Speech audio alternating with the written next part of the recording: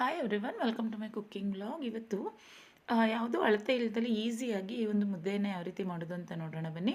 ಅಳತೆಯಲ್ಲಿ ಈಸಿಯಾಗಿ ಮಾಡ್ಕೊಂಡ್ಬಿಡ್ಬೋದು, ಆದರೆ ಯಾವಾಗಲೂ ಅಳತೆ ಇಟ್ಕೊಂಡೇ ಮಾಡಿದ್ರೆ ನಾವು ಜಾಸ್ತಿ ಕ್ವಾಂಟಿಟಿ ಎಲ್ಲ ಮಾಡುವಾಗ ಅದೇ ಅಳತೆಗೆ ತೊಗೊಳ್ಳಿಕ್ಕೆಲ್ಲ ಕಷ್ಟ ಆಗುತ್ತೆ, ಮತ್ತು ಕಡಿಮೆ ಮಾಡ್ಕೊಳ್ಬೇಕು. ಈಗ ನಾವು ಒಂದು 3ಕ್ಕೆ ಅಳತೆನ ಕಲ್ತ್ಕೊಂಡ್ಬಿಟ್ರೆ 2ಕ್ಕೆ ಒಂದೆಲ್ಲ ಮಾಡ್ಕೊಳ್ವಾಗೆಲ್ಲ ಕಷ್ಟ ಆಗುತ್ತೆ. ಈ ಥರ ಅಳತೆ ಇಲ್ದಲೇ ನಾವು ಮುದ್ದೆನ ಕಲ್ತ್ಕೊಂಡ್ರೆ ಎಷ್ಟು ಮುದ್ದೆಗಳು ಬೇಕಾದರೂ ನಾವು ಅಳತೆ ಇಲ್ದಲೇ ಮಾಡ್ಕೊಂಡ್ಬಿಡ್ಬೋದು. ನಾನು ಫಸ್ಟು ಒಂದು ಪಾತ್ರೆಗೆ ಎಷ್ಟು ಅಂತ ನೀರು ಅಳತೆ ಮಾಡ್ಕೊಂಡಿಲ್ಲ, ಸ್ವಲ್ಪ ನೀರನ್ನು ಹಾಕ್ಕೊಂಡಿದ್ದೀನಿ. ಅದಕ್ಕೆ 1 ಸ್ಪೂನಷ್ಟು ಮಾತ್ರ ರಾಗಿ ಹಿಟ್ಟನ್ನು ಹಾಕ್ಬಿಟ್ಟು ಅದು ಕುದಿ ಬರ್ಸ್ಕೊಬೇಕು. ನೋಡಿ, ಈಗ ಚೆನ್ನಾಗಿ ಕುದಿ ಬಂದಮೇಲೆ ಅದಕ್ಕೆ 1-2 ಕಪ್ಪಷ್ಟು ನಾನಿಲ್ಲಿ ರಾಗಿ ಹಿಟ್ಟನ್ನು ಸೇರಿಸ್ಕೊತಾ ಇದ್ದೀನಿ. ಈಗ ರಾಗಿ ಹಿಟ್ಟನ್ನು ಸೇರಿಸ್ಬಿಟ್ಟು ಅದನ್ನು ಮಿಕ್ಸ್ ಮಾಡೋ ಅವಶ್ಯಕತೆ ಇಲ್ಲ. ಅದಕ್ಕೆ ನಾವು ಮುದ್ದೆದೇನು ಕೋಲು ಇರುತ್ತೆ ಅಲ್ವಾ, ಅದನ್ನು ಇಟ್ಬಿಟ್ರೆ ಆಯ್ತು ಅಷ್ಟೇ ಅದ್ರ ಮಧ್ಯಕ್ಕೆ. ಈಗ ಅದು ಚೆನ್ನಾಗಿ ಒಂದು 5 ನಿಮಿಷ ಕಡಿಮೆ ಉರಿಯಲ್ಲಿ ನೋಡಿ ಈ ಥರ ಬೇಯಿಸ್ಕೊಬೇಕಾಗುತ್ತೆ ನಾವು. ಅದೇನು ಗಂಟಾಗೋದಿಲ್ಲ. ಈ ಥರ ಅದೇನು ತಿರುವುಕೊಳ್ಳೋದು ಬೇಡ. ನಾವು ಹಿಟ್ಟು ಹಾಕಿದ ತಕ್ಷಣ ಈ ಥರ ಒಂದು ಕೋಲು ಇಟ್ಬಿಟ್ಟು ಅದನ್ನು ನೀಟಾಗಿ ಒಂದು 5 ನಿಮಿಷ ಬೇಯಿಸ್ಕೊಬೇಕಾಗುತ್ತೆ. ನಮಗೆ ಮತ್ತೆ ಏನಾದರೂ ಹಿಟ್ಟು ಕಡಿಮೆ ಆಯಿತು ಅಂದರೆ ಮತ್ತೆ ಸೇರಿಸ್ಕೊಬೋದು. ನಮಗೆ ಗೊತ್ತಾಗುತ್ತೆ ಅಲ್ಲಿ ಹಿಟ್ಟು ಕಡಿಮೆ ಆಗಿದೆಯೋ ಏನೋ ಅಂತ. ಈ ರೀತಿ ನಾವು ಒಂದು 5 ನಿಮಿಷ ಬೇಯಿಸ್ಕೊಂಡ್ಮೇಲೆ ನೋಡಿ, ನಾನು ಚೆನ್ನಾಗಿ ಈ ಥರ ಬೇಯಿಸ್ಕೊತಾ ಇದ್ದೀನಿ ಒಂದು 5 ನಿಮಿಷ.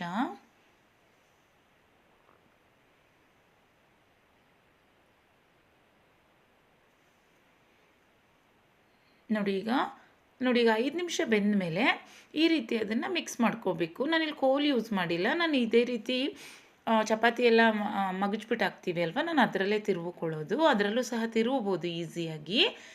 ನೋಡಿ, ಈಗ ನಾವು ಅದೇನು ರಾಗಿ ಹಿಟ್ಟು ಹಾಕಿದ್ವು ಈ ಥರ ಮಿಕ್ಸ್ ಮಾಡಿಕೊಂಡ್ರೆ ಆಯಿತು. ಗಂಟೇನಾಗೋದಿಲ್ಲ, ಏಕೆಂದರೆ ಚೆನ್ನಾಗಿ ಬೆಂದಿರುತ್ತೆ ಅಲ್ವಾ, ಅದೇನು ಗಂಟಾಗೋದಿಲ್ಲ.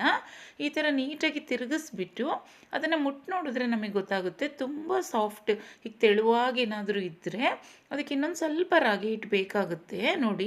ನೋಡಿ ಈಗ ತುಂಬ ತೆಳುವಾಗಿದೆ. ಇಷ್ಟು ತೆಳುವಾಗಿದ್ದಾಗ ನಮಗೆ ಕಟ್ಲಿಕ್ಕೆ ಕಷ್ಟ ಆಗುತ್ತೆ. ಆವಾಗ ಇನ್ನೊಂದು ಅರ್ಧ ಕಪ್ಪಷ್ಟು ನಾವಿಲ್ಲಿ ರಾಗಿ ಹಿಟ್ಟನ್ನು ಸೇರಿಸ್ಕೊಬೇಕಾಗುತ್ತೆ. ನೋಡಿ, ಈಗ ನಾನು ಇನ್ನೊಂದು ಅರ್ಧ ಕಪ್ಪಷ್ಟು ರಾಗಿ ಹಿಟ್ಟನ್ನು ಸೇರಿಸ್ಬಿಟ್ಟು ಅದನ್ನು ಹಾಗೇನಾದರೂ ಬೇಯಿಸ್ಕೊಬೋದು, ಇಲ್ಲಾಂದರೆ ಈ ರೀತಿ ನೋಡಿ ತಿರುಗಿಸ್ಬಿಟ್ಟು ಬಿಟ್ಬಿಟ್ರೆ ಆಯಿತು ಅಷ್ಟೇ. ನೋಡಿ, ಈ ರೀತಿ ತಿರುಗಿಸ್ಬಿಟ್ಟು ಇನ್ನೊಂದು ನಿಮಿಷನೋ 2 ನಿಮಿಷನೋ ಬಿಟ್ಟರೆ ಸಾಕು ಅಷ್ಟೇ. ಫುಲ್ಲು ಲೋ ಫ್ಲೇಮ್ ಮಾಡಿಬಿಟ್ಟು, ಏಕೆಂದರೆ ಮತ್ತೆ ರಾಗಿ ಹಿಟ್ಟು ಹಾಕಿದ್ವಲ್ವ, ಅದೊಂದು ಸ್ವಲ್ಪ ಬೇಯಬೇಕಲ್ವ, ಅದರಿಂದ.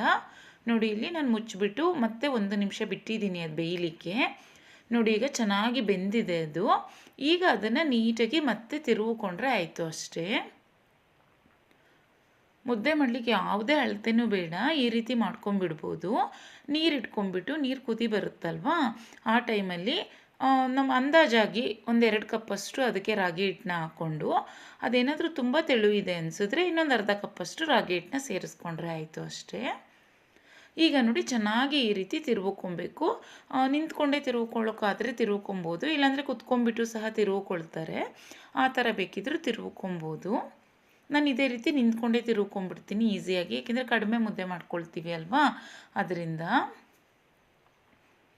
ನೋಡಿ, ಇಷ್ಟರಲ್ಲೇ 3 ಮುದ್ದೆ ಆಗುತ್ತೆ. ಇದೇನು ನಾನು ಮಾಡ್ಕೊಂಡಿದ್ದೀನಿ ನೋಡಿ, ಅಷ್ಟರಲ್ಲೇ 3 ಮುದ್ದೆ ಸಹ ಆಗುತ್ತೆ. ಅಂದರೆ ಚೆನ್ನಾಗಿ ಉದುಗ್ ಬಂದಿರುತ್ತೆ, ಅದು ನೀರಲ್ಲಿ ಚೆನ್ನಾಗಿ ಬೆಂದಿರುತ್ತೆ ರಾಗಿ ಹಿಟ್ಟು. ನೋಡಿ, ನಾನು ಸ್ವಲ್ಪ ತೆಳುವಾಗೆ ಮುದ್ದೆ ಮಾಡ್ಕೊಳ್ಳೋದ್ರಿಂದ ಈ ಹದದಲ್ಲಿ ಇಟ್ಕೊಳ್ತೀನಿ. ನಿಮಗೆ ಸ್ವಲ್ಪ ಕಟ್ಲಿಕ್ಕೆಲ್ಲ ಬೇಗ ಚೆನ್ನಾಗಾಗಬೇಕು, ಸ್ವಲ್ಪ ತೆಳುವಾಗಿದ್ದರೆ ಕಷ್ಟ ಆಗುತ್ತೆ ಅನ್ನೋರು ಈಗ ಸ್ಟಾರ್ಟಿಂಗ್ ಮಾಡ್ಕೊಳ್ತಾರೆ ನೋಡಿ, ಅವ್ರಿಗೆ ಒಂಚೂರು ಕಷ್ಟ ಆಗುತ್ತೆ. ಅವ್ರು ಇನ್ನೊಂದು 2 ಸ್ಪೂನಷ್ಟು ರಾಗಿ ಹಿಟ್ಟನ್ನ ಬೇಯುವಾಗ ಹಾಕ್ಕೊಂಡ್ರೆ ಇನ್ನೂ ಚೆನ್ನಾಗಾಗುತ್ತೆ, ಬೇಗ ಈಸಿಯಾಗಿ ಕಟ್ಬಿಡ್ಬೋದು. ನನಗೆ ಸ್ವಲ್ಪ ತೆಳುವಾಗಿದ್ದರೆ ಮುದ್ದೆ ತಿನ್ಲಿಕ್ಕೆ ಸ್ವಲ್ಪ ಪರವಾಗಿಲ್ಲ ಅನಿಸುತ್ತೆ, ಅದರಿಂದ ನಾನು ಸ್ವಲ್ಪ ತೆಳುವಾಗೆ ಮಾಡ್ಕೋತೀನಿ. ಇಷ್ಟು ತೆಳುವಾಗಿ ಬೇಡ ಅನ್ನೋರು ಇನ್ನೊಂದು 2 ಸ್ಪೂನ್ ರಾಗಿ ಹಿಟ್ಟು ಹಾಕ್ಕೊಂಡ್ರೆ ಇನ್ನೂ ಚೆನ್ನಾಗಾಗುತ್ತೆ. ನಾನು ಸ್ವಲ್ಪ ತೆಳುವಾಗೆ ಮಾಡ್ಕೊಂಡಿದ್ದೀನಿ ನೋಡಿ, ಸ್ವಲ್ಪ ತೆಳುವಾಗೇ ಇದೆ. ಈ ಥರ ತೆಳುವಾಗಿ ಮಾಡಿಕೊಂಡ್ರೆ ನಾವು ಅಂದರೆ ಒಂದು 2 ಅವರ್ಸ್ 3 ಅವರ್ಸ್ ಆದರೂ ಸಾಫ್ಟಾಗೇ ಇರುತ್ತೆ, ಗಟ್ಟಿ ಬರಲ್ಲ. ಅದರಿಂದ ನಾನು ತೆಳುವಾಗಿ ಮಾಡ್ಕೋತೀನಿ. ನೋಡಿ, ನಂತರ ಮುದ್ದೆ ಬೆಂದಮೇಲೆ 1 ನಿಮಿಷ ಬಿಟ್ಬಿಟ್ಟು ಅದನ್ನು ಈ ರೀತಿ ಮತ್ತೆ ತಿರುಗಿಸ್ಬಿಟ್ಟು ಚೆನ್ನಾಗಿ ಅದನ್ನು ತಿರುಗಿಸ್ಬಿಟ್ಟು ನೋಡಿ, ಈ ರೀತಿ ಸ್ವಲ್ಪ ಸ್ವಲ್ಪನೇ ತೊಗೊಂಡು ಕೈಗೆ ನೀರು ಹತ್ಕೊಂಡು ಈ ಥರ ರೌಂಡಾಗಿ ಕಟ್ಕೊಂಡು ಹೋಗಬೇಕು ಅಷ್ಟೇ. ತುಂಬ ಈಸಿಯಾಗಿ ಮಾಡ್ಕೊಳ್ಬೋದು. ಸ್ಟಾರ್ಟಿಂಗ್ ಮಾಡೋರಿಗೆ ಸ್ವಲ್ಪ ಕಷ್ಟ ಆಗೇ ಆಗುತ್ತೆ. ಪ್ರಾಕ್ಟೀಸ್ ಮಾಡ್ತಾ ಹೋದರೆ ಅಭ್ಯಾಸ ಆಗಿಬಿಡುತ್ತೆ. ಯಾವುದೇ ಅಳತೆ ಬೇಡ. ನಾನು ಇದುವರೆಗೂ ಒಂದು ದಿನವೂ ಅಳತೆಯಲ್ಲಿ ಮುದ್ದೆ ಮಾಡೇ ಇಲ್ಲ. ಅಳತೆ ಅವಶ್ಯಕತೆಯೇ ಇಲ್ಲ ಮುದ್ದೆ ಮಾಡಲಿಕ್ಕೆ. ಏಕೆಂದರೆ ಅಳತೆಯಲ್ಲೇ ನಾವು ಕಲ್ತ್ಕೊಂಡ್ಬಿಟ್ರೆ ನಾವೆಲ್ಲದಕ್ಕೂ ಅಳತೆನೇ ಹಾಕ್ಕೊಬೇಕಾಗುತ್ತೆ. ಏನೇ ಒಂದು ಅಡುಗೆ ಮಾಡಬೇಕಾದ್ರೂ ಅಳತೆಯಲ್ಲೇ ಮಾಡ್ಕೊಂಡು ಹೋಗಬೇಕಾಗುತ್ತೆ. ಅಳತೆ ಇಲ್ದಲೇ ಕಲಿತಾ ಹೋದರೆ ನಮ್ಗೆ ಅದೇ ಪ್ರಾಕ್ಟೀಸ್ ಆಗಿಬಿಡುತ್ತೆ. ನೋಡಿ ಚೆನ್ನಾಗೇ ಆಗಿದೆ. 3 ಮುದ್ದೆ ಸಹ ಆಗಿದೆ. ನಮಗೆ ಎಷ್ಟು ಮುದ್ದೆ ಬೇಕಿದ್ರೂ ಅಳತೆ ಇಲ್ದಲೇ ಮಾಡ್ಕೊಳ್ಬೋದು. 1 ಮುದ್ದೆ ಬೇಕಿದ್ರೂ ಮಾಡ್ಕೊಳ್ಬೋದು. ಅಳತೆ ಏನು ಅವಶ್ಯಕತೆ ಇಲ್ಲ. ಈ ರೀತಿ ಮಾಡಿಕೊಂಡ್ರೆ ನೋಡಿ ರೆಡಿ ಆಯಿತು. ನೀಟಾಗಿ ಈ ಥರ ಕಟ್ಕೊಂಡ್ರೆ ಆಯಿತು ಅಷ್ಟೇ. ಮಧ್ಯಾಹ್ನದ ಊಟಕ್ಕೆ ತುಂಬ ಚೆನ್ನಾಗಾಗುತ್ತೆ. ನಾನ್ ವೆಜ್ ಸಾಂಬಾರಿಗೆಲ್ಲ ತುಂಬ ಚೆನ್ನಾಗಾಗುತ್ತೆ. ರೆಸಿಪಿ ಇಷ್ಟ ಆದರೆ ನೀವು ಸಹ ಟ್ರೈ ಮಾಡಿ, ಹಾಗೆ ಬೇರೆಯವ್ರಿಗೂ ಸಹ ಶೇರ್ ಮಾಡಿ, ಹಾಗೆ ಚಾನಲ್ನ ಸಬ್ಸ್ಕ್ರೈಬ್ ಮಾಡ್ಕೊಳ್ಳಿ. Thanks for watching.